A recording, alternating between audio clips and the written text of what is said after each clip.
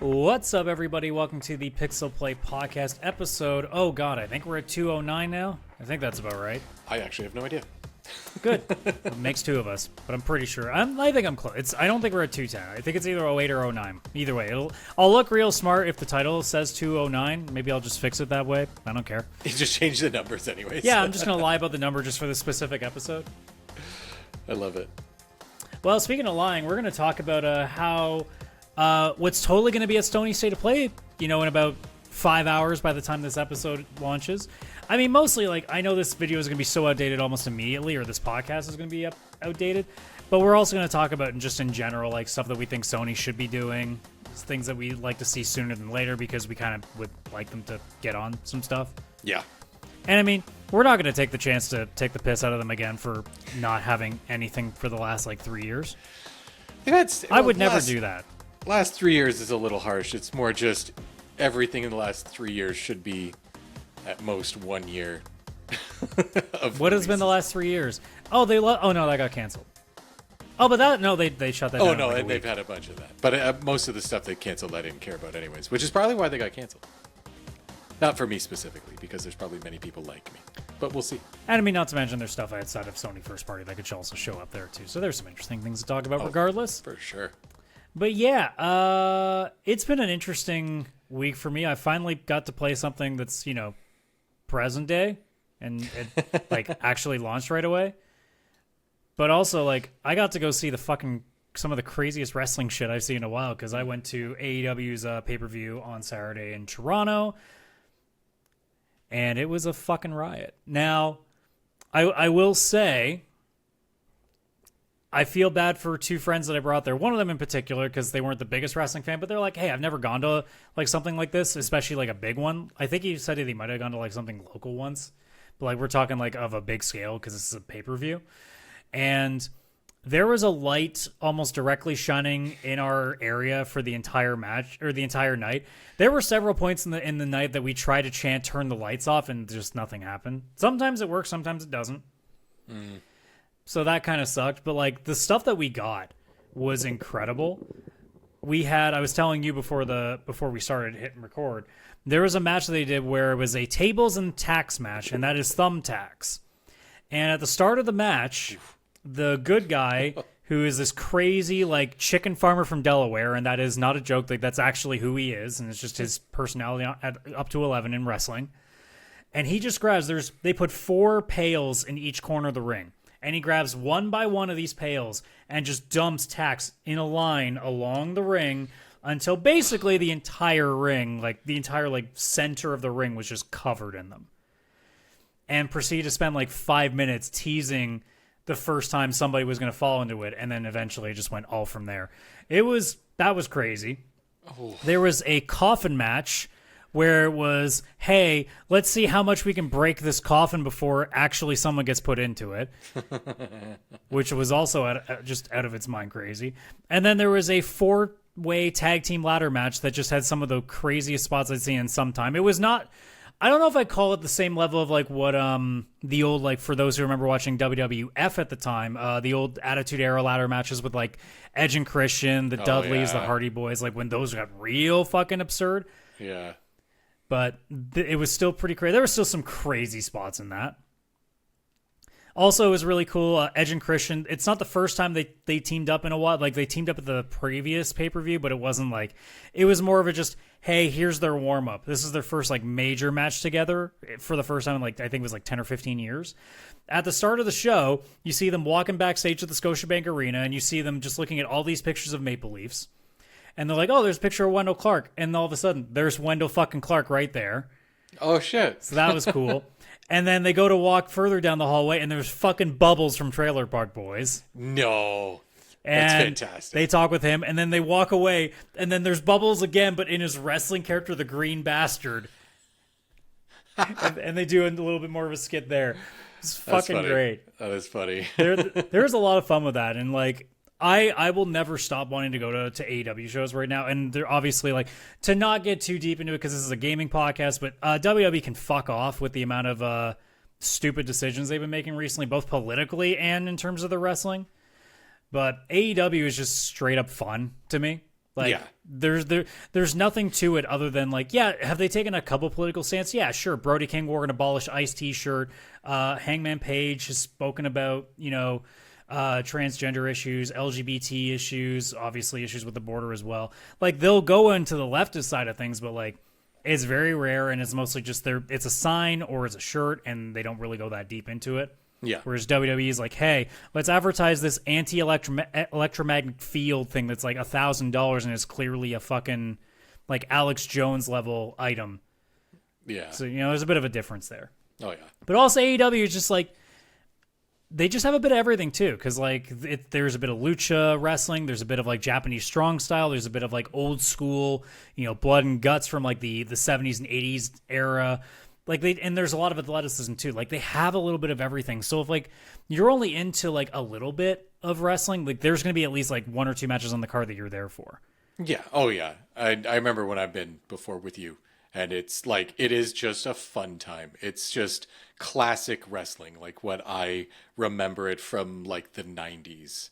Yeah. Like that kind of wrestling. WWE doesn't have that. Not anymore. No, they're really just one style, and they Yeah. just kind of go ham on that. I mean, they still have a lot of incredible talent that I wish weren't there, but nothing I can really like. It's money. Like I'm not gonna be upset that people take money. But yeah, I had a fucking blast doing that. Otherwise, I have been playing the new Trails game. Well, I shouldn't say new. It's not technically new. It's just a remake of the original, but it's new because it just came out and it's a remake. So yeah, it's new. It's like It's old new or Old new new. old. I don't know which way it is. Old new. Yeah. Yeah. But it is, I'm not going to lie to you, like, obviously it's early. Things can change as time goes on. This might be the best Trails game ever. Really? Oh, that's So- a lot coming from you. And there's a few reasons for it. The main reason that I have is that, at least as of this moment, they have made the best version of Trails in terms of combat, in terms of progression, in terms of overworld. Everything is at its best form right now. And the graphics have gotten better. Now, granted, like what you're seeing is base. There's a 4K mod that I found on Nexus Mods because I'm playing on PC that I added to it, and it makes the textures even look better because some of them aren't the greatest, but you really won't notice them unless you're really paying attention to it. Like the road that you're on right now, it doesn't look bad, but once you put the 4K texture pack on it, then you go, oh, that's way better. Oh, I see it now. Yeah. But like they've done a lot that's really made things better. So like right now, if you're watching on the video version, they're currently in a fight. The way that the combat since Daybreak, the previous arc, has been going. Well, I guess I shouldn't say previous because Sky is the first arc. I know what I'm saying. This Trails is complicated. I'm sorry. Daybreak started so that there's now a overworld combat, which is like hack and slash.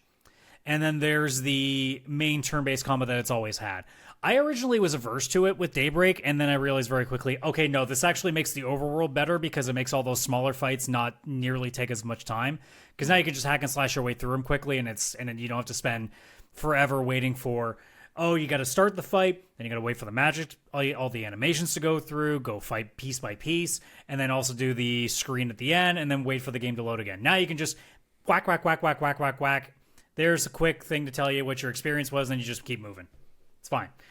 And it's the best form of that now because they've added a little bit to it so that there's a dodge, there's a special attack that can stun them faster, which leads you to an advantage if you want to switch to turn-based combat, if it's like a higher HP enemy. And they've also like narrowed it down so that the complexity of the turn-based system isn't nearly that complicated. There's not nearly as much about the movement or the placement and stuff. Like you can definitely get through fights a lot quicker. It doesn't feel so taxing. Now, granted, I'm playing on easy. I'm not playing on like hard. So I'm sure there'd be a little more to it if you were playing on a much harder difficulty. But these games are 80 hours long, and I don't feel like struggling in boss fights. So no, I'm good with that. No. But they've made the combat feel way more fluid than it's ever been. The overworld, for the most part, like if you're going inside like major areas or dungeons, there's still like how like in 12 there'd be like the dots before you go to the next area. There's still going to be instances like that, but it's very quick. But like if you're going leaving like the main town that you start in, like I know Chris, you played the first one. If you're leaving Roland to go into the mountain path, it's instant. There's no loading. There's no you don't have to wait for them to load up the next area. It's just you go. It's not until you get to that tower or the mine that you need to actually do a quick loading screen to load that part of the map up. The entire main overworld is consistent now.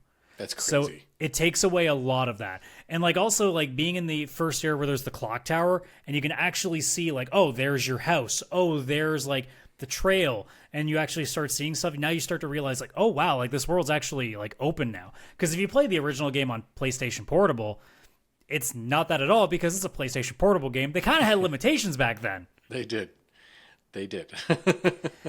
And then the last thing is this game, and I knew it already going in that it was going to be this way, but I wasn't prepared for just how well it was going to be done. My God, they've made the graphics in terms of like the character animations and the overall design and the voice acting. This game is so goddamn entertaining to watch. Estelle, if you obviously you've played the first game, Estelle is a fucking treat. Oh yeah, one of the best characters ever. And like all the characters have stuck. Like they're all back. Johnny Young Bosch is still Joshua, which I've totally fucking forgot about. Because he plays that in the Cold Steel and Reverie games, I believe. I can't remember if they show up in Daybreak or not. Because they do show up and have voices. So the voice actors for Estelle is back as well. And they are just fucking two peas in a pod. I feel like it honestly and I have no way of knowing this, but they probably just recorded alone in a booth, but it actually feels like they're together recording. So like there actually does feel like a lot of back and forth. It feels natural a lot more in this. Mm-hmm. Sometimes it doesn't in some of the other games. Like sometimes it feels like very obvious that they're in a booth. This time it doesn't. And obviously this is the early part of the game, but Sky is a lot more whimsical and a lot more like silly right at the very beginning. Cold Steel tends to be a lot more like, oh, there's a lot of political strife going on. Daybreak tends to be pretty dark in comparison. From what I remember of Azure's also like the first two arcs tend to be a little bit more on the silly side a little bit, although Azure does have some pretty heavy moments too. But like so far, this game has been insanely entertaining, and like also now seeing it in a much newer lens, I think is also making me realize like how good Sky actually is. Because I don't think I would have rated it nearly as high back then as I am so far, and really? like. Even just little things like I just finished the mission where you have to go chase after Josette after they steal stuff in the safe. Mm-hmm. And like I forgot how much I goddamn love Josette. Yeah. And her voice actor in this game is fucking incredible. Like she actually comes off like, oh my God, I don't want to actually beat you. I wish I could let you go. You know, I don't want to fight you. You're cool. I like you. I don't want to do this. I cannot wait to finally get to see Olivier, because I need to see Matthew Mercer getting bullied to drink by Shara. I need that so badly because it's going to be so goddamn entertaining. That's such a good part in the game. Like, obviously I haven't played this remake, but in the original, like, that whole concept, I love that. Oh, yeah, like Olivier and Sherazard are like, those two are just, you right away you can tell like, oh, these two are destined for each other. Oh my God. Yeah. Oh, like 100%. Obviously Joshua and Estelle are very much that as well. Yeah. But like you take the first time you see Olivia and Sherazard like talk to each other, you're like, oh, there's something here. Yeah. Oh yeah. Oh, there's like two of the best characters in the game. It's like they're both the most unserious people in the world, and they just immediately like they're. It's not an opposites attract. It is just you two are like the same thing. The only difference is your genders, and you're just gonna just be perfect for each other. Yeah. I can't believe that the only Trails game I've beaten, which it's one of the best, and you now have to replay. Series. And now, like, do I continue with the second game, which I already have? No. Now that we know that they are doing the second game, so that means they're going to do the entire trilogy. I honestly would strongly recommend you at some point pick up the remake and start from this point, because it's going to be a way better way to play this series. Because I'm genuinely stunned how much I love this game. Because like Daybreak's been okay, like the battle system and stuff has been okay with me. This one is for some reason working better, and I think it's just because they've streamlined it just enough that it doesn't feel as taxing now. Yeah, I don't know. What I'm feeling like is I might play through the Sky trilogy still, because I already own the first two, I think, on Steam, because they just, you can play them on a Steam Deck and just like play them the original. But you got to right? start playing Persona now, so like you don't have time. You might as well just wait until but the new trilogy remakes are done. Do you want me to play Persona or Trails, man? It's only so many hours I have in a lifetime. I don't understand. I don't know. Don't forget Yakuza.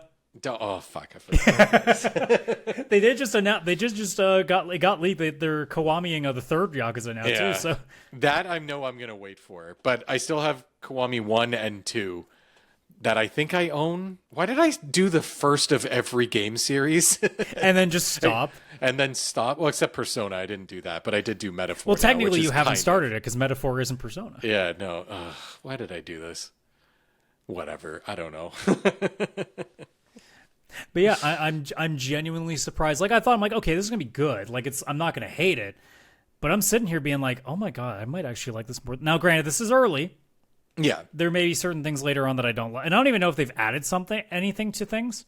Because that's the thing, I don't fully remember all of Sky, so they might have added stuff, and I just won't notice. I haven't even looked into it because I don't really care to, because I'm just kind of enjoying myself as is.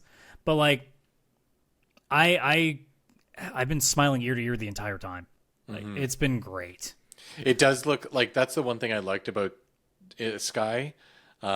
Is it had like its dark political like plot, but it was when it gets serious, like once we get to the end of this game and move into second chapter, yeah. It'll be so different. Yeah, the ending of this, I was like, holy shit. But it's still such like a beautiful, bright, happy world still somehow. Like the characters still make you smile, and it just feels like a place you sometimes would want to live, minus all the political stuff I guess going on. But like it's just such a cool world.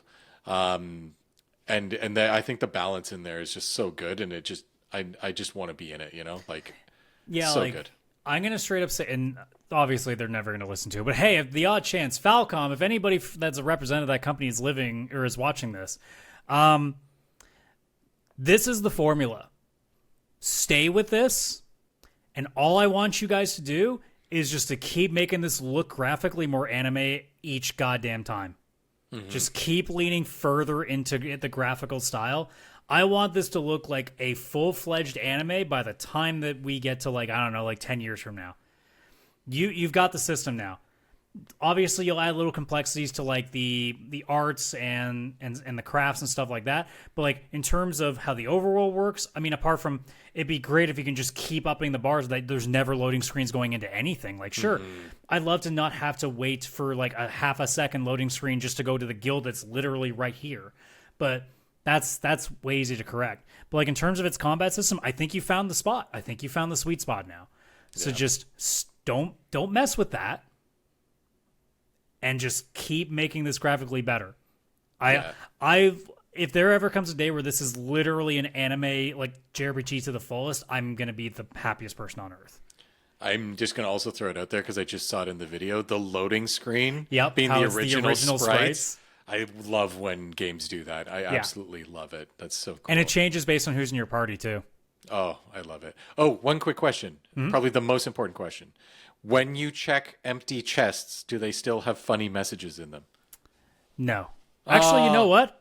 I don't think I've checked. Oh, I'll have to do that. I completely forgot about that. I'll have to double check parts that. of the game. Now, there's a good chance that it's a no because they haven't been doing that for a while. It was something that only the localization teams on those games were doing. Okay. They haven't done it since like Azure. So okay. I'll go and check like as soon as I go back and play it. I'm pretty sure that they won't. God darn. Because it was a fun gimmick, but like... That was a fun gimmick. Holy crap. Some of them were so funny. I was like, somebody had fun with this. Somebody just went with it. Well, my favorite was when they did the first localization for, I believe it was Zero. The first few chests didn't have a message. It would just be the same message. Yeah. And then finally, like the fourth or fifth chest, it said, you thought we weren't doing those anymore, did you? Oh, that's so good. So who knows? But yeah, I didn't even think about it. Yeah, because I just assumed that since Daybreak didn't, and this is the system they're using, I'm like, they probably haven't. Yeah, they probably didn't. But I mean, I suggest check anyways because. I totally understand. That is a requirement. But yeah, that's what I've been up to. Nice. Yeah, I've been playing a few things. I've been dabbling around, but oddly enough, I'm almost done an old game that I've had for a really long time that I thought I would never actually finish. But I'm not going to talk about that yet. I'm going to save that until I actually finish it, and I'll talk about it on an episode that day. But there is a game I finished, a new one, which was Donkey Kong Bonanza. I actually finished it, and it got to the point, especially near the end, the last couple, I want to say worlds, but like it's just you're going deeper into the center of the planet, and it's like a different sub-layer, they call it. But the last few of them, like the story surprises you, and I'm not going to say anything because of spoilers and all that kind of stuff.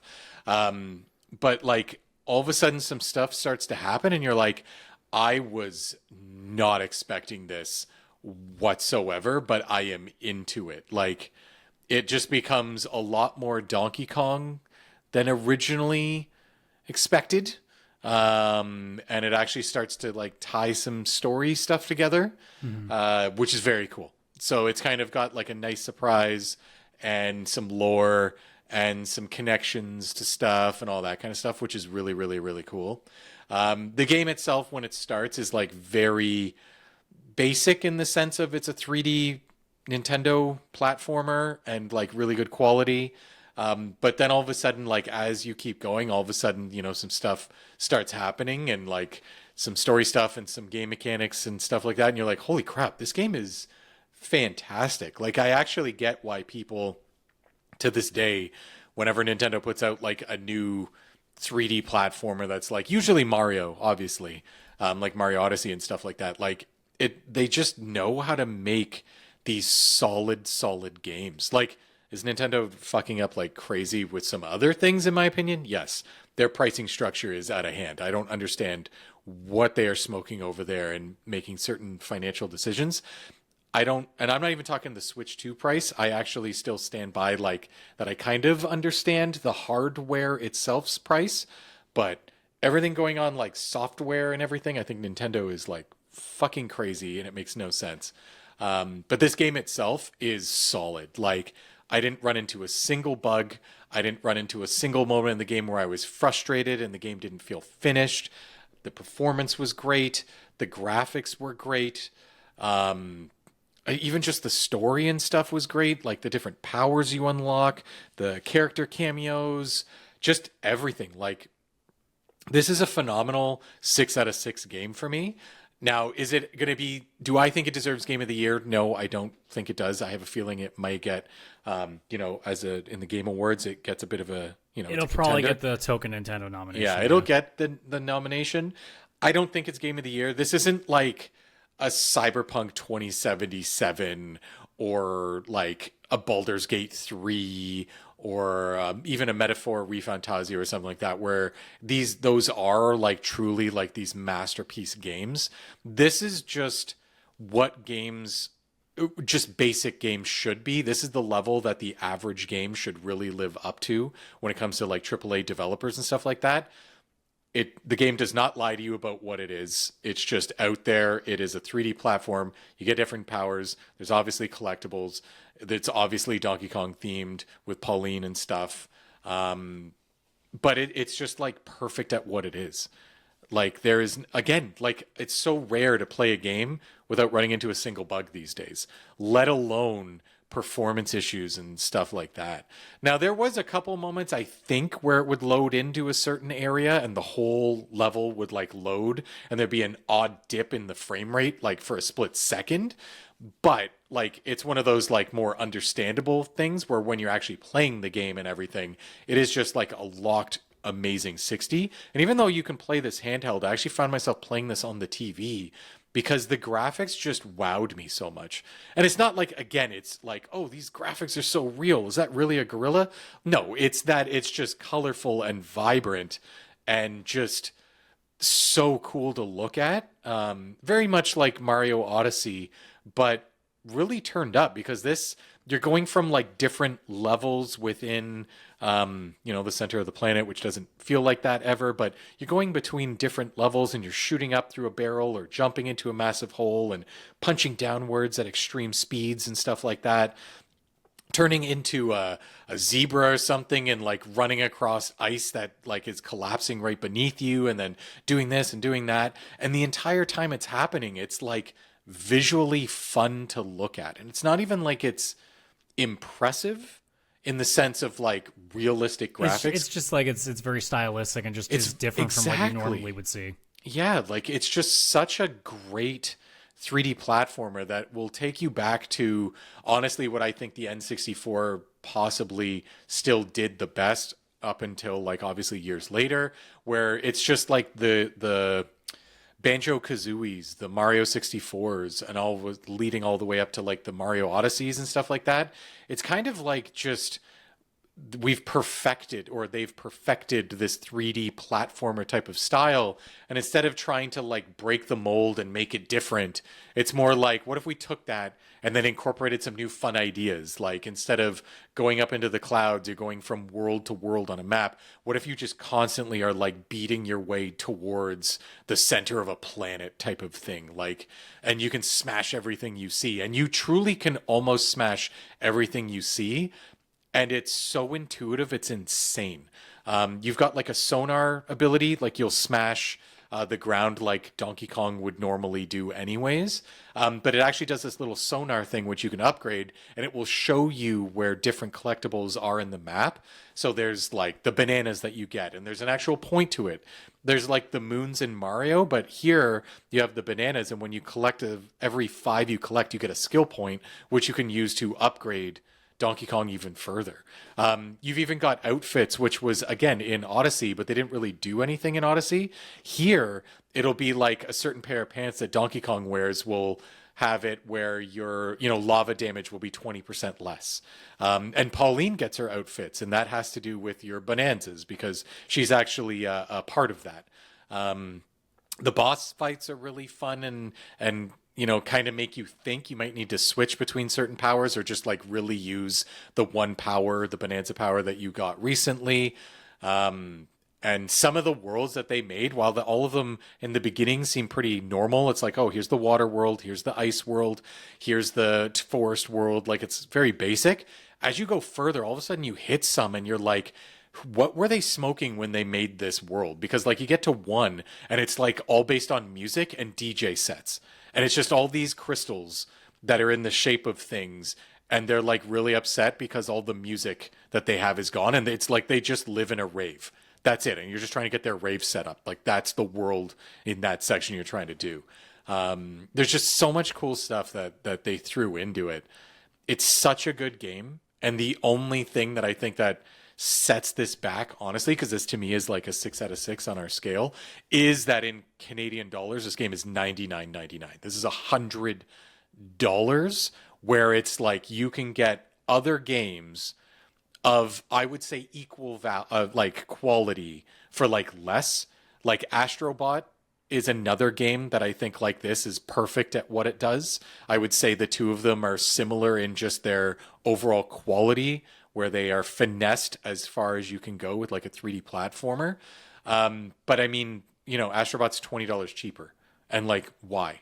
Like, why is this worth an extra $20 on top of that game, which only came out like last year or whatever, right? Like, it's not like this game is so much off from it. It only came out like 9 or 10 months later. So I think Nintendo's pricing is ridiculous, but the quality of their games, like this one specifically for sure, is still fantastic. Like there's so many cool things in it. There's so much to do that you can do any way you really want. There's different ways to destroy stuff. There's different ways to approach things because it's so free with the smashing of the world and everything you can do there. But like it's up to you sometimes how you do it. But in the Nintendo way, where it's like, listen, there's actually only about 4 ways to do this, but we're going to make it feel like there's as many as you can do, but these 4 will make sense and you'll probably just go to it naturally.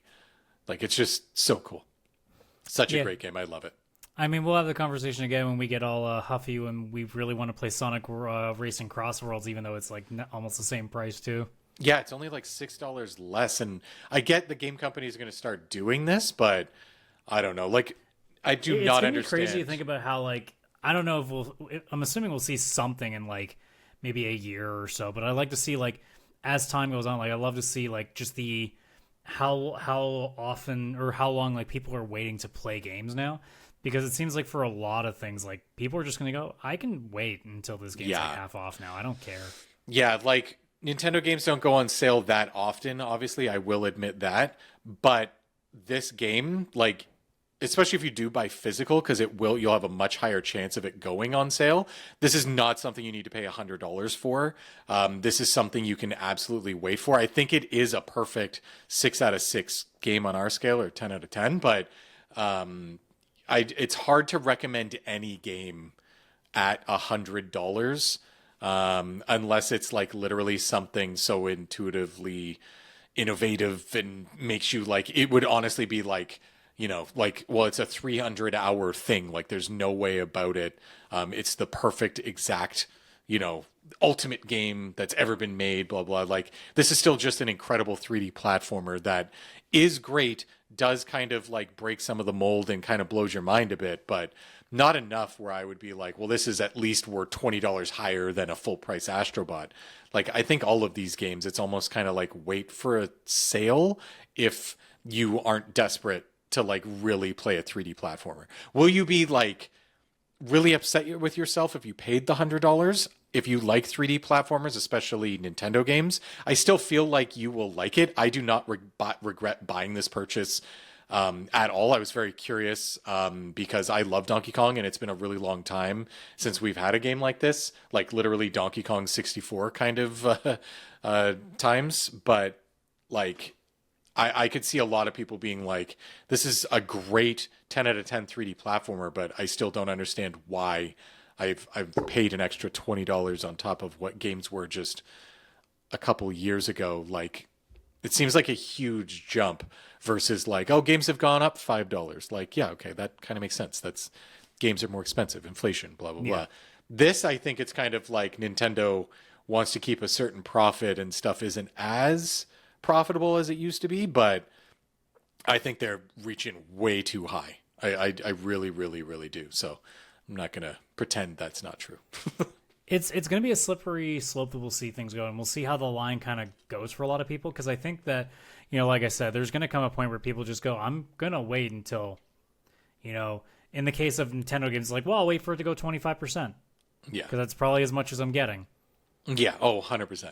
Yeah, I think the most you'll ever see, like, official Nintendo sales is 33% off, and that's even if the game's like 7 years old. Like, that's pretty much what you'll get. Or at that point, you're just going to go on Marketplace and see if you can get somebody that can sell it for a little bit less. If you go physical, you will easily find it cheaper, so much more. I've already seen this game $20 or so off physically at like Walmart or Amazon and stuff like that. There's like a couple sales where the physical copy does go on sale, and I would, if you're looking for that, you'll be able to pick this up $20 cheaper. I'm not a physical collector anymore. I don't have the space for it, unfortunately, and like I do travel, and I like to take these devices with me as I travel. So one of the benefits is like I don't have to worry about bringing a bunch of game carts I might lose with me.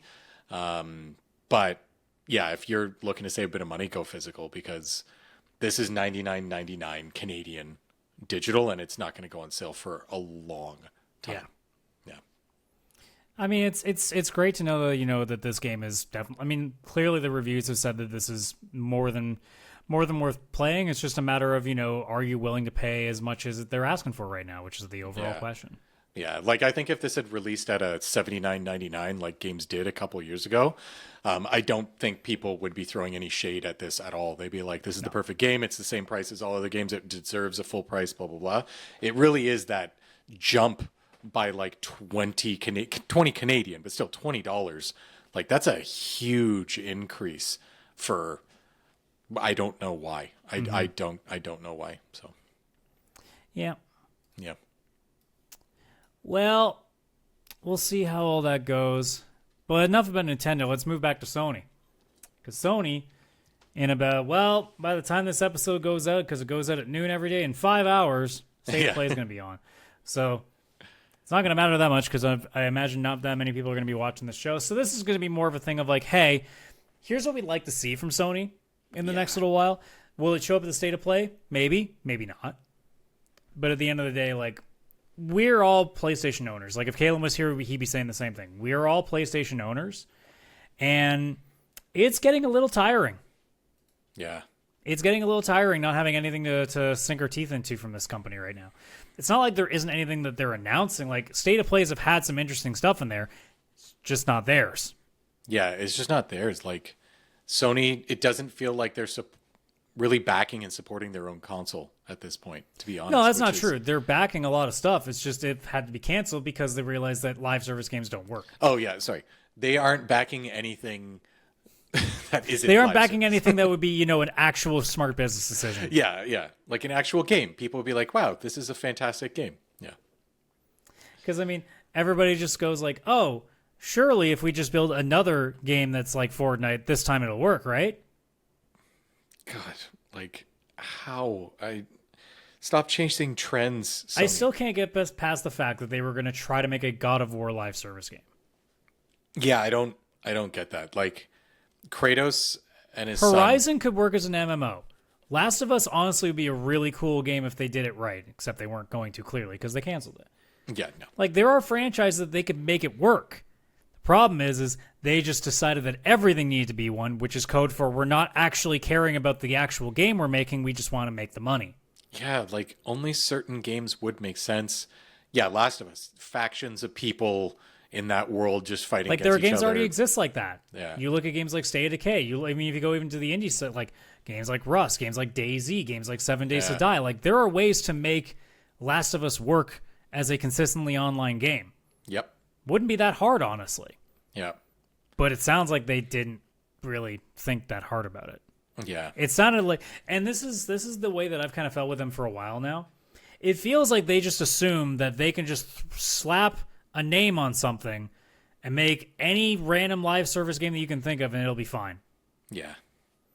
And maybe it would have worked a little bit, but they lost all that money with Concord because they tried to chase Overwatch. Yeah. So It's something we don't need another of. No. Like. Also, side note, very random side note. Did you see that Overwatch is getting Persona 5 skins? No, what? So let me go pull that up because they don't make any sense, by the way. No. How are those two things even remotely related? Where's the site I had here? Does Sega still own Atlas, right? I'll throw this up on the screen. So What the? So for starters, Joker apparently is now a spear user. Yeah. Okay. Well, of course. Yeah. That makes no sense. Mercy is now giving the overly sexualized armor, which honestly makes zero sense. That actually would work a lot better with Widowmaker. Like she already kind of wears that kind of outfit. Like that was the gimme, and they didn't do that well. Diva is Makoto. So, for those who don't know either property, Diva is a gamer that plays in a mech. She is I think Korean. She's like a Korean fucking like massively like esports star. Okay. Makoto in Persona 5 is the goody two-shoes student council president. Persona 5 also has a character named Futaba, who is a hacker and a shut-in neat that plays a lot of games. And also, her costume is somewhat of a skin suit-ish, but also has like a cool helmet and like a hacker, like not hacker helmet, but like a sci-fi like sonar helmet sort of deal. Again, could have worked really well with that. Decided to pick something that didn't. Their logic was Makoto. Her like weird gimmick is that she has a bike, and Diva has a mech. That's close enough. That was the closest they got to logic. And then you got Fox being a Lifeweaver skin, and Genji being a Skull skin. Here's the thing that also doesn't make any sense. Fox in Persona 5 wields a katana. Genji in Overwatch wields a katana. They literally just must have spun a fucking wheel and just went, yep, those two. Oh yeah, that makes me want to play Overwatch even less. I don't know how. And you'll know how even dumber it is when you actually get around to playing Persona 5 and see like, wow, none of those picks make any sense. Yeah, Yeah. Now, by the time I get around to Persona 5, Overwatch will be on Overwatch 6, and I forgot about Overwatch 2. Yeah, that's always a possibility as well. But yeah, there's my little aside there to bitch about some stupidity. Nice. I like it. But anyways, so I mean, we have no idea what State of Play is going to have. I would assume, and this is going to be like the first thing I bring up, I assume we're getting something about Wolverine. I think we have to at this point. I think so too. That's one of my biggest things, my biggest realistic things of my wants. I will say that. By the way, I forgot to mention this. I'm gonna make the mistake and stream this. Oh no, why? Because I'm an idiot, and I'm gonna lose my mind if Wolverine doesn't show up, and I'm prepared to lose my mind unless there's something else that shocks me. Then I'll be like, whatever, cool. Then I guess we got something. But like, if it's a boring show and Wolverine's not there, I am gonna lose my shit. At least I know State of Play is gonna be like no more than an hour, so it won't kill me. Yeah, it's like, it's something like 35 minutes or something, I think they said. Yeah, it'll be fine. I'll live. Yeah. Oh, yeah, good luck to you. If I was... as soon as they said it was 5 p.m. Eastern, I'm like, shit, that's enough time for me to stream that. Fuck. Yeah. I have to suffer through this. Oh, gosh. Yeah, because if Wolverine isn't there, like, I'm going to wonder... What's happened with that game? Because they've been really quiet about it? Like, all we've seen is that initial teaser trailer, which is nothing. It's a cutscene. It could have been made... I don't know. Also, isn't there a Venom spinoff that they were looking to do too? Yes. That's what the rumor is. I don't know if that's official or not. I can't even remember what's official or not. No idea. But yeah, like if there isn't Wolverine, then I'm just gonna be like kind of upset at this point. Or I'll just stop like caring about it. I'll be like, this is just another reason that I guess my PlayStation isn't gonna do anything for now. Like, if it wasn't for me wanting to play Helldivers again, I wouldn't have booted it up for still a long time. Yeah. That's the only reason I've been playing it recently. Yeah. The only reason I have it is because of a backlog on it and then Hot Shots Golf, which I bought there just in case friends were over and we played couch golf. Because, I'm not going to buy that on PC and make everybody sit around my desk. And I mean, like, Wolverine's the kind of game that I would be really excited to play. Me too. Because like I'd love to see what they do. Now I'm curious to see how they'd make I'm assuming an open world-ish game that doesn't involve web slinging, which is going to reduce the interest of travel. Yeah, I hope it's not as open world as Spider-Man. Yeah, like it's like smaller, kind of like what Yakuza sort of is. Yeah, something like that. That would be my hope. Like it's a bunch of different little areas that you kind of go or something like that. Because if it's just like one big open, they'll be like, well, we gave him a motorcycle. I'm like, all right, well, that is kind of cool. Okay, that actually would be kind of cool. That would be kind of cool. Yeah, okay, maybe I'm back in. Either way, I hope it's there. Like, it needs to be. Yeah, and it's also like, because I think it's Insomniac that's supposed to be doing it, right? If I remember correctly. Yeah, and like we know that unless something really catastrophic happens, it's going to be good. Like we're talking like 8 minimum. 10. Like they're pretty not missing right now. Yeah, no. I mean, it could be a case of maybe the formula just doesn't work as well, but that's yet to be seen. They've proven that they can handle pretty much anything right now. Yeah, they're a fantastic developer, which is why I have like still a bit of hope. But yeah, just not hearing anything for a long time is. I mean, sometimes no news is good news too. That's the other part that we got to remember too. Like we've had so many games where you've seen stories of like, well, it's not going so well. It's in developmental hell right now, and blah blah blah. Sometimes no news is good news. Yeah, it just kind of shows up and it's Indiana Jones, and you're like, wow, okay, never mind. Yeah. Speaking of Wolverine, I assume we'll probably get at least like one more character reveal for Marvel Tokon Fighters. Oh yeah, we have to. That's another. I don't know who it would be. Actually, let me go double check what the roster is right now. I've kind of forgotten. Got like Cap. I keep saying Marvel Tokon Fighters. I got to remind myself it's Marvel Tokon Fighting Souls. Right. Because so far right now, actually Wolverine might be the reveal because he's not on there. That would be smart. But so far it's Cap, Doctor Doom, Ghost Rider, Iron Man, Ms. Marvel, Spider-Man, Star-Lord, and Storm. I assume Wolverine's going to be in the game anyway. Yeah. And like I said, 8 characters is way too small for what this game is right now. Yeah. Given that it's a 4v4, there's no way that they're only going to have 8 characters. Yeah. I assume we'll be getting, throughout the game's life cycle, probably like a character every maybe quarter, every 6 months. I don't know because I don't know when the game's supposed to be coming out. Yeah, I think it just says Did coming they soon. I don't remember there being a So it's supposed to be next year. So it could be a case of like every major thing, like, you know, we're getting like maybe at the Game Awards they'll show something again, like who knows, right? Yeah.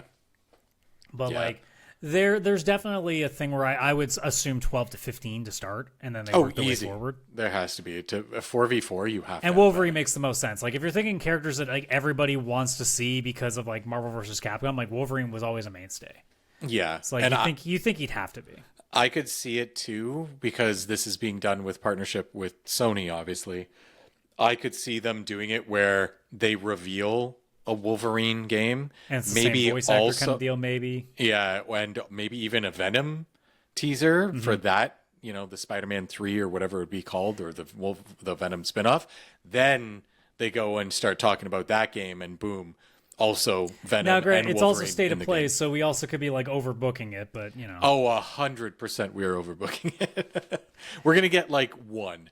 But like outside of Wolverine and Venom, which are the two that we just talked about, like who would you like to see as being like an addition? Like if it was not those two, what would be the one character you'd love to see brought in? Oh, that's such a good question. Like, I'd probably want to see a character that isn't shown off too much, like Colossus from the X-Men or something like that. Like someone who was very popular before, but like obviously not as popular in the movies and the MCU and all that kind of stuff. I don't even think it's. Oh, I guess My technically immediate be- thought was going to be Hulk, because Yeah. Arc System Works does tremendous stuff with characters based on their size. So like in Guilty Gear, there is a massive difference between playing as a massive hulking character, pun intended, like Potemkin, and then playing like a really fast character like Bridget. So I would be very curious to see what they do with a much larger character like the Hulk, and see Yeah. like how they would actually handle that. Yeah, that'd be kind of cool. And they would probably have a couple that are around the same size, so you could have like similar. You could have like Hulk and maybe like the Thing from Fantastic Four, but the Thing from the movie where he's got like an actual rock beard, which is kind of cool. Like to change him up a bit or whatever they would obviously do. with the Outside art of that, style. if I wanted to go like way off the board, because we're both Midnight Sun guys, Oh yeah, I'd love to see what they do with Magic, because Magic Oh, would be Magic. fucking. And Arc System Work can make that work. Portals is like nothing to them. They Oh, can yeah. figure that out. they could figure it out. And if they brought in Colossus, I'm pretty sure they're brother and sister in the comics, so Yeah. they could bring them in together, kind of Like an there's idea. with man, like that's a game that too. Like if they let this go as long as like a Guilty Gear game can, because like let me see how many characters there are now. Guilty Gear Strive is massive now. Like they're on like, I think their current wave that Lucy from Cyberpunk got added to is like the 4th wave of DLC content, and each one is Wow. like 4. Let me Jeez. see what the full number is now. So it started at, I'm just doing quick math, 4, 6, 8, 10, 12. So it started at 15. So I actually, that's a good way of saying like what the roster might even be for Marvel, because they started with 15. Season Pass 1 was 5. Season Pass 2, so that brought us to 20. Season Pass 2 was 4, so there's 24. Season Pass 3 is another 4, there's 28. And Season Pass 4 just finished with another 4, so they're at 32. Wow. So that's a imagine lot. if they consistently do that with Marvel, what could you do with 32 characters? Yeah, that'd be really cool. I actually just thought And of that's not even included. They could throw something weird, like, and they could have guest stars. Like they could throw in a Guilty Gear as a DLC. That's true. That's true. Seeing as this is being developed in Japan, there is a Japanese superhero in X-Men called Sunfire. Yeah, which would be a really that's a good like low key one. yeah. That would be like, because it's like not an overly popular one in the current. I don't know about the comics. It's been a long time since I've read any. Sunfire used to be very popular with the X-Men, but again, that was like 90s and earlier. But yeah, like to bring a character that hasn't been used in like 20 years back, or probably used, but like not in the movies, not in the shows, all that kind of stuff. There's cool definitely thing. some ones that I'd be like really curious to see. Like, again, this goes back to just my absolute love of Maximum Carnage. I'd love to see what like a Cloak and Dagger pairing. Oh yeah, Cloak and Dagger would be so cool. I'm trying to think. I'm actually looking through an article of like some of the lesser like known heroes and thinking if there's like any other like interesting ones that I'm just not thinking of. Because like, I mean, I'll obviously go with, like, again, like I'm a huge Black Cat guy, so like Oh, Black Cat would be. there's some fun, but I don't want to lean too much into like over Spider-Manning it, right? Same Yeah, with like that's also X-Men. I'm true. trying really hard to avoid just immediately doing that every single time. Yeah. That's what's hard because they have just such large. Mephisto fighters. would be really fucking cool. Mephisto would be really cool. Very, very cool. I mean, I assume like we're gonna get the mainstays. Like we're gonna see Thor at some point. Yeah. You're gonna see like guys like that. I don't know if they'll be like all of them will be automatic because I mean they already put out like Storm as being like one of the first ones, and that's like not even like the biggest X-Men. Yeah. So like I'm sure that they're gonna like have like a few of the mainstays, but I can't imagine every Avenger's gonna be there, and they'll probably take one of them and do something weird with them. Yeah. Oh, for sure. They always find like some weird way to like mess with stuff. Yeah, I love the art style of that game, and I love. Throw us a curveball. There's no Hulk. It's just She-Hulk. Actually, no curveball. It's only Red Hulk. Oh, that would be interesting. That would be very interesting. I'm actually not even against that. I like it. Yeah, I like when they throw in the random characters. Howard the Duck. That would be so good. But I mean, most importantly, what the fuck would a Deadpool character look like in a fighting game like that? Deadpool would be an insane. Because I know he's been in Marvel vs. Capcom, but like they haven't like it's not even Final Form like level of stuff. Yeah. Like there'd be there would have to be things where like you're able to like cut off. He can cut off his own arm and like beat people with it and stuff because it's just going to grow back or something. They could do some weird shit with it. They could do so much weird There's a character shit. in Guilty Gear called Faust that is like this weird 9-foot tall doctor that's like got these. You know how like some characters will have these weird like moves that make no sense, like Bison with his weird like spinny thing. Oh yeah. Like Faust has a move sort of like that, and like all these weird other moves. Like you could do, or even like Voldo with Soul Calibur. Like you could have Deadpool and just have some really fucking batshit crazy attacks with him. You could. You 100% could. But anyway, we're spending way too much time on just guessing characters in a fighting game. I know that I think that one's been confirmed, but SARS, the new Housemarque game, is going to get shown off a little bit. Oh, okay. I didn't know that. But yeah, that's apparently cool. that's the one thing confirmed at this point. I like it. And I mean, like, I love Returnal. I've never beaten it because I'm garbage at it. Yeah. But like that was a fun game. So Housemarque, like I'll listen to whatever they're up to. Oh, 100%. Yeah, that was Returnal's not my kind of game, but the quality you can see it. Yeah. Yeah. Yeah, I'm not gonna lie, I would love some sort of JRPG reveal of some sort. I was gonna say, do you think they finally reveal part 3 for 7? Oh, I doubt we'd get it. It feels too early. I would love it. Like, what would I it's been more than a year since Rebirth. Holy crap! It has. Yeah, it was the beginning of last year. Half. Yeah, it's been it'll be like 2 years in January. I don't know. I feel like that would be more of like a. Well, we know it's not going to be the 9 remake because we keep assuming it's going to be. Honestly, I would prefer the 9 remake, but I feel like those would be saved for like the Game Awards. There's a legit chance of something from Square. Because Yeah. like there's a lot of projects that could be showing up. Because I mean, again, 7 Part 3, 9 remake, assuming it does exist. Kingdom Hearts 4 has been very silent. Yes, it has. Dragon Quest 12 has not been announced or talked about in a while. I think we'd have a higher chance with 12, only because. Yeah, you're right. Another Final Fantasy 12 redo. No, actually. Yes. No, the Dragon Quest, because I feel like Dragon Quest isn't like a one more thing at the Game Awards kind of announcement where Final Fantasy 7 kind of is and 9 would be.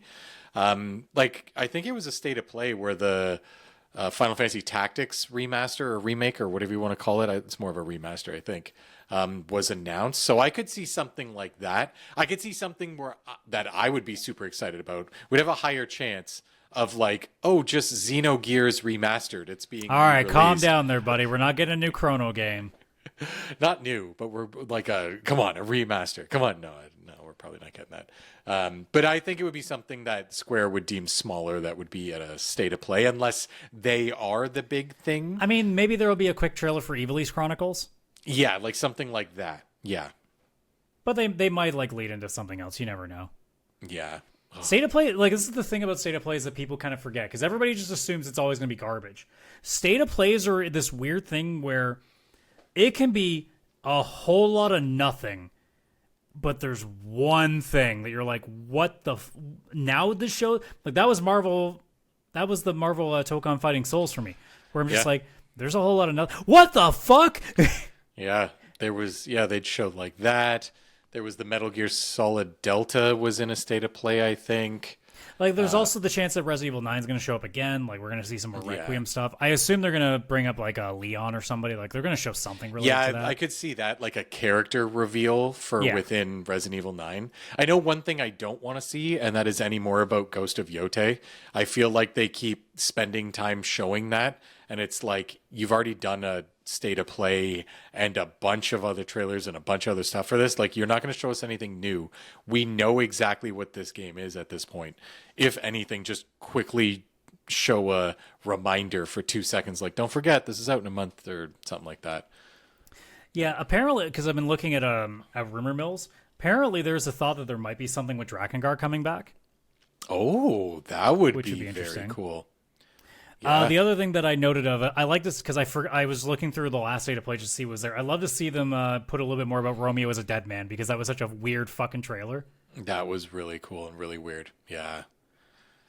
Yeah, I'm worried we're going to see more speed running difficult levels for Astrobot. Yeah, there'll probably be another Astrobot pack of nothing that Kaylan's going to get mad about. Yeah. Like, don't get me wrong. If there was another world added, like they did at Christmas, like, how cool would it be for this state of play if they have Astrobot and it's like, here's the Halloween world, because Halloween's right around the corner, right? They have the Christmas world from last year, and all of a sudden here's like a Halloween one and some new characters that are all like horror related, like the horror game genres that were on PlayStation. So I guess more Resident Evil, stuff like that, bots. I think that would be really cool, and I would be very, very excited for that. Just because I think that's the kind of updates that I love about Astrobot. I don't need another 30 fucking difficult levels where I've beaten one and I'm never going back. Mm-hmm. So yeah, so I could maybe see something like that. Yeah. Another thing that's been kind of rumored is that that 2.5D side scrolling God of War game that was being like rumored about. Right. There is. Yeah, that would be cool. That I would honestly also be another thing. I would be super into that idea because look, like, it worked out very well for Prince of Persia, actually. Now, really the difference is Prince of Persia was a game no one cared about, so it was nice to see them try something different, and it worked. God of War is a thing of like, well, it's going to be a while before we see whatever the next one is, so here's something small to go in between that. And again, it's the idea of, and we've been saying this for a while on the show, is I like the idea of if you want to make your big-ass game, sure, but then have a team do something smaller. Like, take a small segment of the team and have them make something that's smaller, isn't going to cost you as much, and ends up like trying this in a different concept. Yeah, I love that idea. Like, we've been saying it for a while. Like, you take a series like a Metroid or any other like major first party series, just take like 25% of the budget or even less than that, like even 10% of the budget that you would normally put to one of these major games, and just try to do something weird with it. Yeah, absolutely. Like, look at what Persona's done. Persona has done so many weird offshoots. They've done a dancing game. They did a tactics game. They did a fucking Dynasty Warriors level sort of like beat 'em up. Yeah. Like, they're willing to take risks. Does it work all the time? Nah, it depends on how you feel about it. I haven't heard like any of their side games be like bad. Mm-hmm. So like maybe that'll be the big thing. Persona Racers will be up next or something.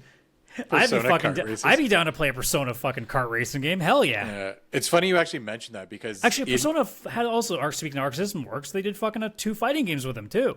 Oh right, they did, and it worked. It was amazing. It did. It is funny that you mentioned the kart racing, because one of my other wants, so this isn't a prediction because I don't know if this would ever actually happen, but something I really do want from Sony, like you mentioned, smaller games and stuff, especially in different genres. I would love if they had like some sort of a like fun arcade racer, like a top-down like Gran Turismo, like $20 arcadey sort of game, like the ones that we would play at like an arcade where you got like just almost like a Micro Machines kind of thing. Yeah, like something like that, or even like, like a Sonic Racing or Mario Kart or whatever their version kind of would be, but like some sort of like an arcade racer, even like that, I'd be fine with. They have all these different characters throughout PlayStation's history. Not only that, I think like we finally get a PlayStation All-Stars. It's just a kart racer now. Oh god. I mean, I wouldn't complain. I mean, I wouldn't either, actually. Oh man. They have their own special abilities. Kratos literally is he grabs people and throws them back behind him with his fucking chains. See? we've got ideas and I love them already. Like that's a thing because there's so much they could do with this. Another thing would be like a party game. Think like Mario Party, but it's all Astrobot characters. Like it's all bots, so you can do some wacky, fun, just mini games or whatever. Like again, not some $80 like big AAA whatever. It's like the side stuff that's missing in between all the big stuff that makes Sony, the PlayStation feel like it's missing, right? Like a 4-player Astro Party or something like that, or Astro whatever. It's like it's Astrobot's birthday and all bots are coming over and it's a big party and it's going to be wacky and I don't know, whatever like the Astrobot levels were like, but 4-player mini games or something, right? Like I would love to see something along those lines that makes me want to sit at the PlayStation and either play online with some people or have them locally on the same couch and all of us just playing just some normal ass video games with a PlayStation coat of paint kind of idea. You know what I mean? Like that PlayStation flair, but in a very typical, not too serious, not $500 million game. There's some also like smaller like dart throws we could throw out there. Maybe more information on the final, well, assuming it's the final one, but the third Horizon. Yeah, that's one I was thinking about earlier today too. But if you want to go real off the board, because a lot of people have forgotten this thing exists. Me too, until I was reading a thread that was people talking about what they think might be there. That Marvel 1943 game. Right. Holy shit, I forgot about that because I know it was delayed or something, wasn't it? Yeah, because I'm looking at the Wikipedia page right now. It's supposedly coming out next year is the goal. Wow. Yeah, then that would be something cool to see for sure. Gosh. Yeah, I don't know. There's also the possibility of like, just like ports or like slight remasterings. Like I know that you played it not too long ago, but like just a little bit of an extra coat of paint on Gravity Rush and reporting them to PS5. Mm-hmm. Yep. Like there's stuff like that they could do. I think we've gotten most of the main like possibilities because I mean there's gonna be third party stuff that we're not gonna know about. There's gonna be fucking indie stuff that we're not gonna have heard of before. I mean there might be like maybe they'll show like some sort of Stellar Blade stuff. Like you never really know what's gonna be there. But in terms of like the mainstays, like I think the expectation going back to where we started is there's gonna be some Wolverine content. And if there isn't, there's gonna be some hell to pay. Yeah. I think that realistically what the show is going to be is a bunch of third-party announcements that has nothing really to do with Sony. It's just, these are all the third parties that wanted to announce it like at a state of play. Like they already know SARS is going to be a thing. So like you have to assume that like in terms of first-party stuff, they've probably got 2 things in the can at most. Yeah, at most. And one of them may be like, well, Stellar Blade isn't first party, but exclusive. Well, I mean in the sense of like something that they're working on. So like that's where I would lean like the Wolverine. That's where I would lean like the God of War, like Metroidvania sort of thing that's been rumored about. Yeah, I could see like the God of War Metroidvania and Wolverine, and like that's it. Like those are the 2 things. Maybe a character reveal for the fighting game. Obviously, a bunch of third-party stuff. Some mech warrior Gundams. I was gonna say Gundam style, Gundam wing looking game. Like we'll get a bunch of that kind of stuff. Yeah. Probably some Square Enix remasters because they love those. There will be some sort of Miiverse friggin' game in there somewhere. Yeah, like I think realistically that's what the show's going to be. Do I still hope that there is a Astrobot party game and maybe they start announcing some remasters for some Vita games, coming to consoles or something like that, like the Golden Abyss for Uncharted. Like they're going to make a remaster of that for PlayStation so you can actually play it not just on the Vita. Like I would love that kind of stuff. I think that stuff is sorely missing from PlayStation, and it makes it hard to want to turn it on. And it's like I really want to be on my PlayStation and not buying this stuff on my PC or something like that. But realistically, like we've said, I think it's going to be mostly third party with like maybe Wolverine and maybe a little thing, like maybe like a smaller Sony thing, which would get me very excited. That God of War 2D like Metroidvania, I would be into that more than I would be into so many other games. Like I'd love that idea, but yeah, I think that's as far as we'll end up actually going. So my opinion right now, this state of play needs to be notable. Yes. And I don't just mean like, oh, there's the Marvel Tokon Fighting Souls game being like, oh. No, I mean like, we need to end this show with I need that. Yes. And here's the reason why. I mean, obviously you should want this every single time they do one of these, but this is more important than even, I would say, even the one that we did during the fake E3 week that we had. Yeah. Because right now, Microsoft is really declining in people's opinion. Yep. Their last showcase was very, very, very boring. They don't seem like they have as much as they want. And the people have a lesser opinion of all the cancellations and stuff as of recently. So they're in not a great spot. Nintendo is just Nintendo, but they're also price gouging quite a bit on people. And that's standing out a bit in people's minds too. And there's a story that I saw, I think it was in the UK. No, it was Spain. The PS5 is already back to outselling the Switch 2 in Spain. Wow. So like people are already kind of not caring that much about the Switch 2 right now, which I think we said was probably going to be a possibility because of how expensive it is, because it's kind of more of like, the early adopter is going to be somebody who's got the money, and B is going to be more interested in the tech side of things. Yeah. And plus there's not enough for it yet. Like you don't need a Switch 2 yet. So like you will have the perfect moment to start saying, hey guys, start scheduling out to turn on your PlayStation 5 again, because here comes a flurry of shit. Oh, 100%. Because here's the perfect time to do it. Yeah. And not just that, when you think about it, like they've got Ghost of Yotei coming out in a couple weeks, I think. Oh yeah, we didn't even think to say that they'll probably do some sort of like brief trailer on that again, which will be it'll mean nothing because that's what they did last time. Yeah, I hope they don't. I really don't need to see more of it. Will. Just mention it, like don't forget in 2 weeks. They can't help themselves. They can't. That game's coming out in 2 weeks, and the thing is if you have a really good state of play now, builds the PlayStation hype, people might want to buy Yotei because, like, wow, my PlayStation's going to have so much interesting stuff. Oh, right, there's something in 2 weeks. Let's keep that hype train going. Because that's the thing. Because if you suddenly have a calendar worth of stuff on your console, people are going to go, oh, well, I better play Yotei now because if I finish that by the time that's done, I'll have the next thing ready and I'll be good to go, and I won't want to miss this. Yeah, and not only that, after Yotei, there is no PlayStation game that people know of with a set date. Yeah, there's like 2026 ones. Yeah, and yeah, you got the fighting game, the Marvel one. What else is there? Like PlayStation exclusive? That's what we mean though, is right. We don't know if there is. I guess there's like that. I assume one Soros is probably next year. Maybe. Like again, we're really speculating. Like there isn't just like a hey guys, it's the uncertainty, spring 2026. Right? So after Yotei, people will play it. I'm gonna play it. But then it's gonna be over, and it's like, do I have any reason to turn on my PlayStation right now? At least for a Sony reason. Also, because I just thought of like more content. Do you think there's any possibility that there's anything new with Helldivers mentioned? Ooh.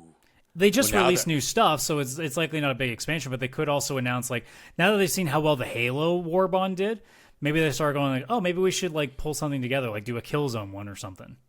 I think one of two things could happen. The realistic one, yeah, they mention a Warbond with like Killzone or something like that, which would be sick. I think some of the Warbonds being connected to other franchises. A Hellgast friggin' armor? Oh yeah, that'd be so cool. Two, the more like this would be really fucking cool if they did it, but also like would the internet explode a little bit? Yes. They announced like Helldivers now coming to Switch 2 or something like that because it's sold so well. I thought you were going to say Helldivers cross progression so I can finally get all my shit back. Holy fuck, that would be amazing. But now I've put like 10 hours on it on PC. No, I'd still take my old save. I would just immediately boot that up and be like, no, fuck it. Whatever I've done in the last 10 hours on my PC, I don't care. Like give me my old stuff back and I'll go from there. Yeah, but that's not going to happen. God, cross-save would be so good. But they'll just put it, and they'll be like, cross-save, except Warbonds, because that's DLC, technically, and you can't move that between systems. It's still you at least having more stuff down, though. Yeah, that's true. I'd have the basic Warbond stuff. You'd also have more materials, I would imagine. The materials, the stratagems, the armory. Yeah, I'd have a lot more. God. Yeah, that would be great. But honestly, they would announce Helldivers 2 coming to Nintendo Switch 2 before they would announce fucking cross save. Or like, I just know it. Like, I'm not even saying it's coming to the Switch 2. I'm just saying that's how much I know. It is just, they're not going to bring that cross save like I want. Yeah. Do you think there's any shot that we see anything about Intergalactic, or is it? It's probably too soon, I would imagine. That would be really cool. I always forget that game is like coming. I'm so excited for it, but I think my mind is just like Because I don't knowing think that that one's is dated so for far like in a the few future. more years. No, I feel like that's more of going to be a PlayStation 6 game that also releases on PlayStation That's 5. the real one. Do we start getting PS6 announced? No. No, they would never do that. No, not that. Not 2 years out. Do I Do you think think might... there's any? Actually, you know what? Do you think there'd be any sort of hardware announcements, whether it's like controllers or any sort of stuff like that? I think there will be a controller, but it won't be like anything special. I think it'll be a skin for a controller, like how like God of War had one. And obviously, they've already shown. I wish they'd really go for ham and just do more Yotei. colors. Like it's kind of crazy Yeah. how that's died down. Remember how excited we were for like the fucking like I've got the red wine one right here. Yeah, And like we were like, oh, that's really cool. They're starting to put some more colors in, and then it just stopped. yeah. That's what I mean by like it'll be more skins. Like I think we'll get more colors, maybe. Because I think the new PlayStations and stuff, like there's only a couple plates that work for it, whereas the original PS5 that plates were there. I don't know if they've released a lot of plates for like the newer PS5 systems, but I could see them doing that. I could see them announcing like some new colors or plates or something for the system or controller skins for a specific game. They've already shown Yotei, so I don't know what it would be. I don't know, probably be an anniversary of a specific game. And it'd be like, hey, did you know Horizon Zero Dawn came out, 8 years ago or something? Here, we've got a Horizon controller. Or maybe they'll be like, hey, did you know when the Marvel fighting game comes out next year? Here's a controller specifically for that. Like, I could see them just having some skins. Yeah. Mm-hmm. I have a feeling they'll also mention something about not state of play, obviously. PS Plus. I could see them maybe making an announcement about something coming to extra or premium or something like that. I don't know if it would be big, but I could see it. Yeah, I'm pretty sure that by the time that I end the stream, I'll be like, all right, well, that was fine. Yeah, I hope this is good. I really think that this is more important to them, like you said, than even the summer one they did. I think this is where it's like everybody else is kind of in the shit a little bit. Sony's only shit for the most part is people are like, there are no games. But if Sony announces a bunch of games, people will be fine. And you've got Yotei right around the corner. You want that PlayStation console hype to play on that platform. So yeah, this one's, I think, important for them just to really not suck. Because if we leave this tomorrow and it's like, wow, that was boring and there's nothing coming to PlayStation, it's a remaster of like a Pac-Man game from N64 and like that's the most exciting thing or something, then like, I don't know. Like after Yotei, I don't know what I'm going to use my PlayStation for besides the backlog. Like I said earlier, like this is a real opportunity to finally start like getting people back onto your console because it's been pretty dead for a while. Like if it's not your only console, like you haven't really had a reason to touch it for a while. Yeah. I completely feel that way. Like I've used my Xbox even more than my PlayStation. I have games on there, but I mean the games I currently am playing besides Hot Shots, everything else is older. Like I'm still like halfway through Last of Us Part 2, for example. That's a 5-year-old game. I just haven't gotten around to it yet. Which is again why I'm not like on the PlayStation like all excited. It doesn't have that new game hype. It's 5 years old. I already own it. I'll go back to it and play it. It's like Detroit Become Human. I still have that in my backlog on there. I've never played it, but I do own it. It was like $9, and I'll get to it. So I go to my PlayStation casually, but it's not like I don't aim for it. It's more just like, oh, you know what? I haven't played that in a while, and I'm still working on it. I'll go play some more Last of Us and get more story in. Like, yeah, I really need like a PlayStation, like a reason to like be on there, like I had with Astrobot or Spider-Man 2, or what I'm hoping Yotei will. I feel like Yotei will as well. But then again, if it's another year till the next game, like that's 11 months of just like no PlayStation hype and it just kind of sitting there. So yeah, that's the big thing, right? Like we're at a point now that like it's been noticeable for a while now, but we're now at the point where we don't know of any other games they're canceling. Mm-hmm. So like it seems like they've gotten pretty much most of their live service garbage out. I just realized that we haven't talked about Marathon. Oh God, yeah. And that's about all I'm going to say about Marathon because who cares? Yeah, but that's my point, right? Is like they haven't had a lot of interest out there. Yeah. And, this is the time. We're now in the fall. we need to know what Christmas is looking like for a lot of people. Mm-hmm. We need to know, like, what's the big stuff before the Game Awards that we got to start paying attention to. Yeah. And the schedule on PlayStation for first-party content is barren. This is the time where you need to start filling those spots. Yeah. Like, sure, you might have to push something back, but, like, if you think something's probably going to be done for March, just say it. Mm-hmm. Like, we're at a point now that, like, we're okay with you delaying at this point. We just need to know that something's almost done. Yeah. You know? Yeah, 100%. Yeah, because, like, this is the end of the year. Like, we're in the end of September. We're in fall. This is where you start getting the announcements for the hype for the rest of the year, or at least, like, the start of the next year, right? Mm-hmm. Like, we got Christmas, like you mentioned. Plus, like, you're going into the new year. Like, you got to give something, or else it's like, cool, a remaster of Pac-Man and a Gundam Wing game. Like, cool. Like, I guess I'll maybe never buy those. Then it's fine.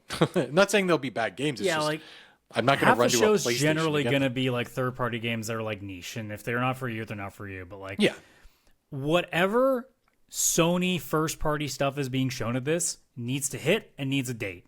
Yeah. Unless 100%. you got something new that you haven't revealed yet and is really cool, and you just don't have an official date for it yet, fine. But like, there needs to be more than one thing to talk about. Yeah. If we come to next week's episode and there are less than 3 things to talk about, you failed. Yeah. And this is the time to start throwing it. I don't know if they're ever going to have these like showcases anymore. Mm-hmm. I don't know what their plan is, but like, you have a real opportunity where it's just about to start getting busy to be the talk of the town as the hype starts to come back up in October. Yeah. 100%. Yeah. God. I don't know. Here's hoping. I am going to watch it. I can't watch it right when it airs. No, I'll suffer alone like I always do. Yeah. I can't watch it right away. I can't watch till like an hour and a half after it's done airing. So I'm going to just avoid the internet and then go in blind. I'm going to do it too. Yeah. But not live, but blind. Well, we'll see how that goes. So yeah, if you are listening to this on audio and you want to go check it out, I will be streaming that live on the PixelPlay Podcast YouTube channel.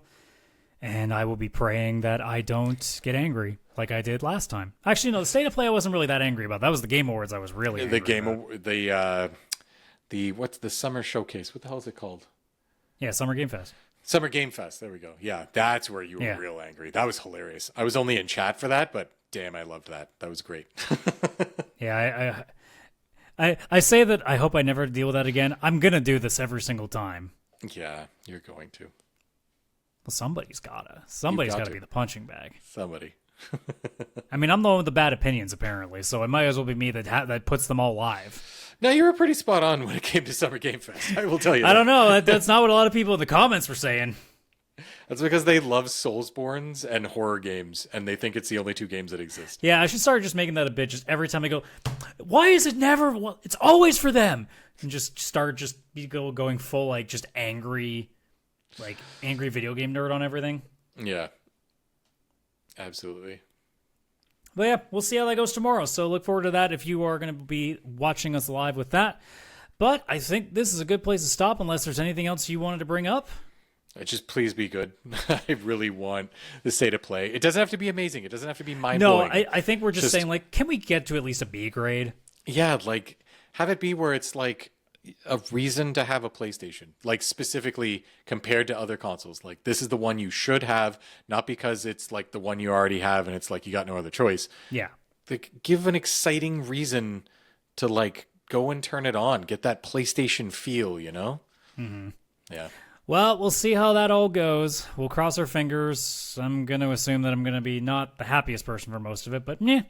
Yeah, well, we'll see. It's the realization of being somebody who's nearly 40 and in an industry that's usually about people that are in their teenage or like early 20s. So yeah, as someone who's 42, I already feel that and have felt it for a while. You just blame TikTok. If you blame everything on TikTok, it feels great. Yeah, but we're on TikTok again now, so we kind of have to be nice a little bit. So it's our own fault, dang it. Yeah.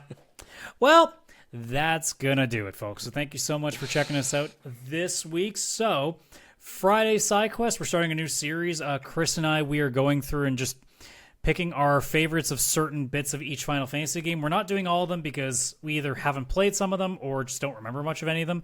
We're starting with Final Fantasy IV this week, so look forward to that. But otherwise, you all know the drill. If you're on YouTube, like the video, subscribe to the channel. If you're listening on any audio platform, Spotify, Stitcher, Apple Podcasts, Google Podcasts, you can give us a rating, please do so. Otherwise, share with all your friends that you think would be interested in this sort of content. We're always happy to have new viewers in here. And then you obviously have our link tree, linktr.ee/PixelPlay Podcast, link to our Discord, link to our socials, which are actually being used at this point for the most part. We now are back on TikTok now that we're doing shorts again because, hey, the new system that we're on for recording makes doing shorts clips really easy, and that makes me very happy because now I don't have to do that manually anymore. Yeah, they look fantastic. I love our shorts. I open them up all the time just to like... The only thing I have to do manually is the thumbnails, and that's honestly the more fun part for me anyway because I like making dumbass thumbnails. So I haven't had nearly as many meme opportunities. Obviously, the Liam Neeson Yoshi one was pretty funny. Although I will say, side note, I almost forgot about this. Someone pointed out to me that we were joking about like, oh, who should be cast as Yoshi? They're like, you do know that Yoshi got brought up in the end credit scene of the first movie, and I'm like, I forgot about that. Yes. That is true. That was like the little Easter egg at the end. Literally. Yeah. the Yoshi egg. Look, man, I'm 37. You got the brain's starting to fade a little bit. All right, cut me some slack here. I blame TikTok. See, did it again. It always works. But yeah, come and check us out in the Discord, especially. We always love chatting with y'all there. Oh yeah. So, without further ado, thank you so much for checking us out this episode. Enjoy the rest of your day wherever you may be. Take care. Bye-bye for now.